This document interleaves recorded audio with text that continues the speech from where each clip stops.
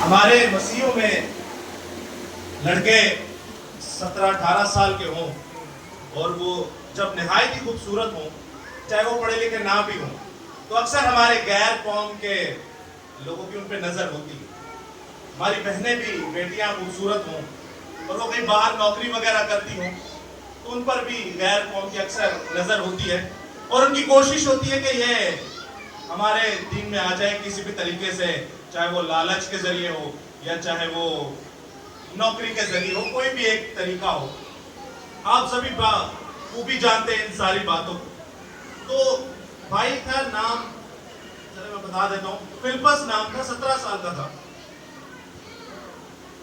तो उनके सामने वाला जो घर है वो आप समझदार है, तो ये बेटा नहीं था मान रहा, हालांकि अनपढ़ था और सफाई का काम करता था।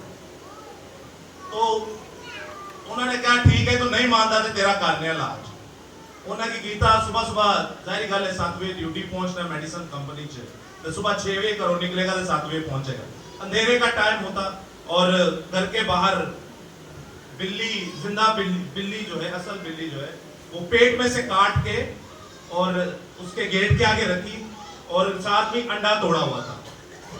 उसने क्या किया, सुबह जल्दी जल्दी में ड्यूटी में उन्होंने झाड़ू के साथ बाहर निकाल के फेंक दी। तो बाद वो बच्चा बिल्ली ने आवाजा करता है, मतलब ऐसा उसके ऊपर अटैक हुआ, म्याऊ म्याऊ बिल्ली करता रहा और छत पे जाके अपने छत पे ड्यूटी दे भी नहीं गया।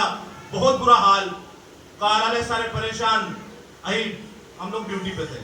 तो साथ में उन्होंने जब देखा ये सारा माजरा बड़ा खराब है, तो बुलाया खादिम को। तो पहले खादिम के साथ तो उन्होंने बदतमीजी की, नहीं कुछ हो सका।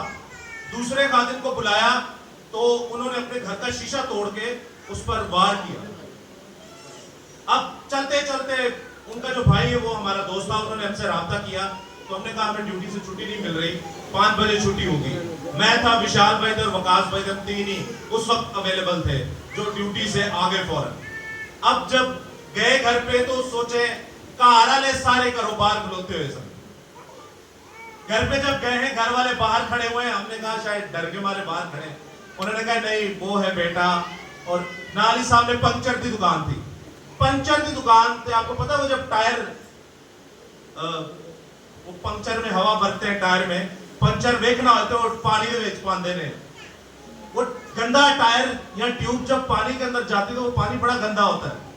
तो कुत्तियां बिल्लियां रुई वो पानी पी रहा सी, वो पंक्चर वाला पानी वो उसी तरह पी रहा था। खैर घर वाले उसे पकड़ नहीं रहे, डर रहे थे, क्योंकि एक हाथ में उसने बड़ा सा ताला पकड़ा हुआ था और एक हाथ में शीशे का टुकड़ा था जिसके ऊपर उसने खादिम के ऊपर उसने अटैक भी किया।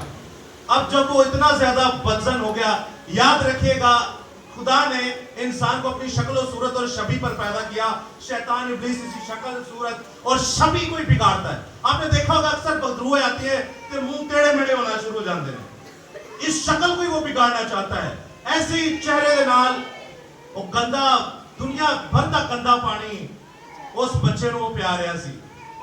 अब अजीजों ये बात नाकाबिले बर्दाश्त होती है कि कैसे एक मसीह मकदस के अंदर, मसीह घर के अंदर ये किराएदार, और वो भी बदमाश किराएदार, चोर किराएदार शैतान इब्लीस आके घुस जाए, तो ये चीज नाकाबिले बर्दाश्त रहती है। तो जब हम लोग गए ड्यूटी पे, उसके घर वाले डर के मारे अंदर भी नहीं थे जा रहे, वो पानी पी के अंदर जाके लेटा हुआ है, अंधेरा किया हुआ है और गुप्त, हाथ में ताला और एक हाथ में शीशे का टुकड़ा और बिस्तर पे लेटा हुआ है।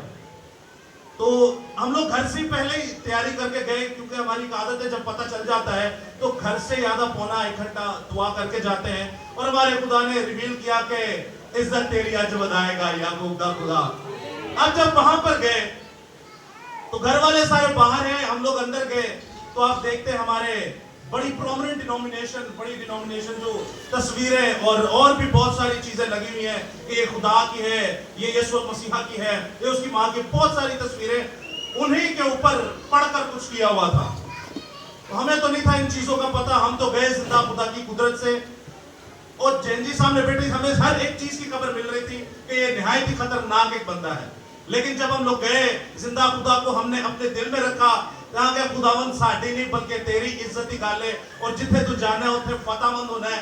अहीं गए यहाँ हमने खिड़की और दरवाजे दोनों बंद किए, जैसे सर खूबसूरत बताते हैं कि जबूर गाया, उस वक्त हम लोगों ने भी एक ही जबूर गाया, याद यहोवा दी सब करने के कंडे सारी दुनिया दे। विशाल भाई गीत गा रहे थे और हम लोगों ने पैदाइश पहला बाब उसकी पहली दूसरी तीसरी आयत को पढ़ा, जिसका बदरू निकालने से कोई लेना देने नहीं है। खुदा ने इब्तिदा में जमीन और आसमान को पैदा किया और आगे आप जानते हैं खुदा ने बड़े बड़े मौजज़ात किए।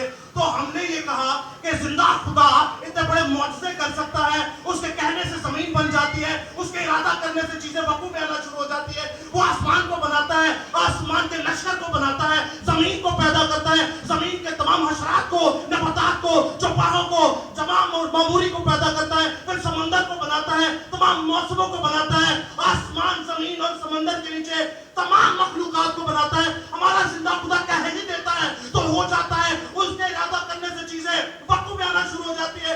तो ज़बूर में पढ़ रहे हैं कि याद यहोवा दी सब करने के कंडे सारी दुनिया दे। कंडे यानी कि दुनिया के कोने कोने पर यहोवा खुदा की याद होगी। जब दुनिया के कोने पर यहोवा खुदा की याद होगी तो फिर बस तू जिंदा खुदा को क्यों नहीं ललकारता? वो बच्चा वहां पर उठा, हमारे बाप पढ़ता है और कहता है भाइयों बैठो, मैं तुम्हारे लिए खाने का इंतजाम करूंगा। हालेलुया! जिंदा खुदा की कुदरत और उसके ज़बूरों और उसके कलाम और उसके लोगों के लिए एक बार